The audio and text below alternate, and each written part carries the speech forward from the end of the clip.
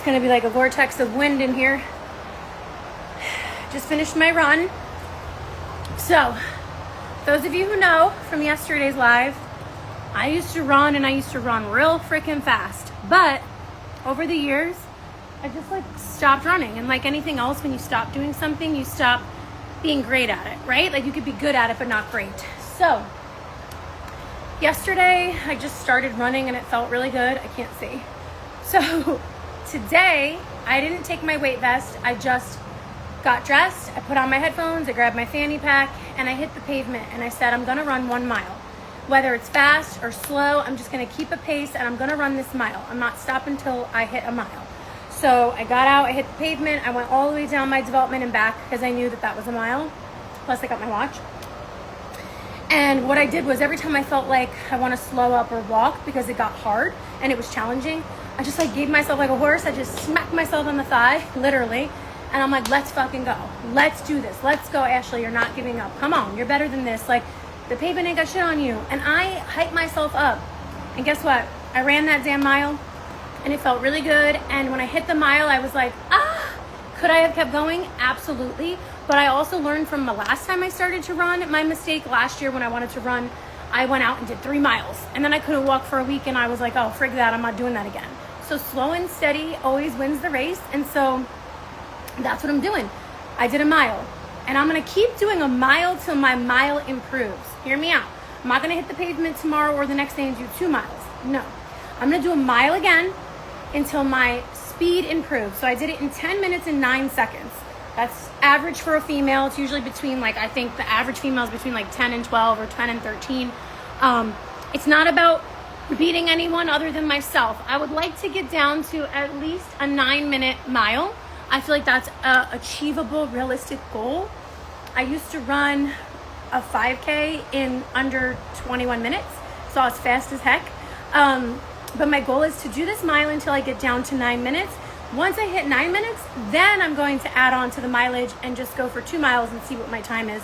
And I'm doing it for myself. I'm not running a race yet. You never know. I'm super competitive. But I wanna do this because I want to lead by example. I have told all of you that whatever you want in life, whether it's your physical goal, your mental goal, your business goal, whatever it is, I've always said to you that if you tell yourself you can't, you count yourself out. And I tell you to tell yourself that you can. And so I want you to know that you can. And I'm going to prove to you that it's all about the mental. Yesterday, I had to go to my appointment for my filler. As you can see, I'm nice and bruised, but the shape is so pretty. But anyway, no, we're not going to squirrel. I didn't take focus yet. I had to go over the bridge because the long way had traffic. And I knew, I got in the car, I checked Waze, and I was like, you know what? It's under an hour if I go the bridge. It's an hour and a half with traffic currently. Imagine when I get in traffic. It's going to take me forever. I'm going to be late. I'm going to miss my appointment. And I just got in the car, and I'm not even kidding you guys. I was like, the enemy has no power over me.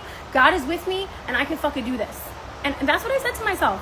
And I got in the car, and I started driving. I called my sister. I hyped myself up. I was like, yo, sis, because she knows me. I was like, I'm about to do it. I'm going to go over this bridge. And she's like, stay on the phone with me. And I'm like, all right. So we just talked. We caught up. We chatted life. Next thing you know, I'm on the bridge. And I'm like getting to the high point. And I was like, Bree, sister. And I'm like, you gotta keep talking to me. I was like, talk to me. And she's like, you're good. You're good. Like, this is exposure therapy. You're freaking good. You got this. Just keep going.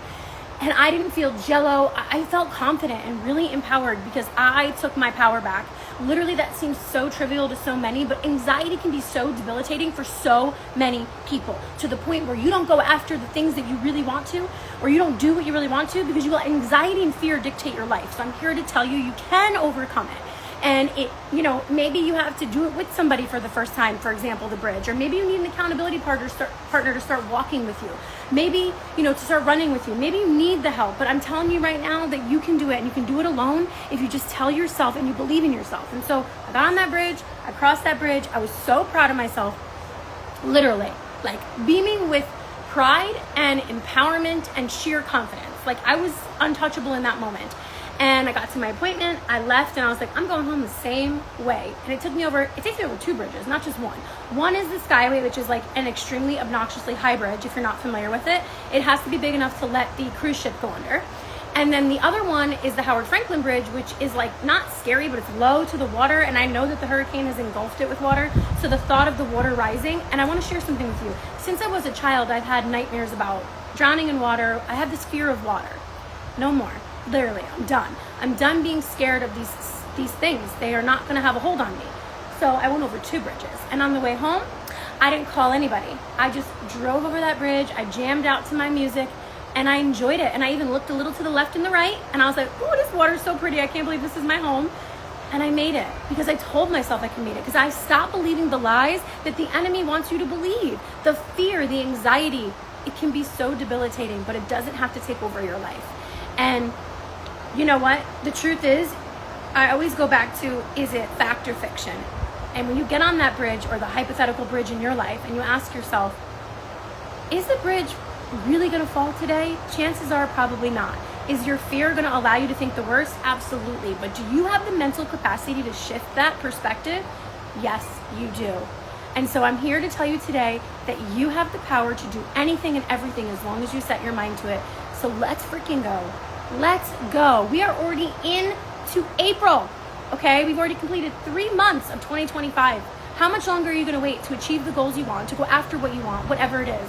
I want you to set your goal today, and I want you to say, yes, I can, and I want you to go do it. 1 step at a time, 1 goal at a time. We're in this together. I love you guys. Have a good day.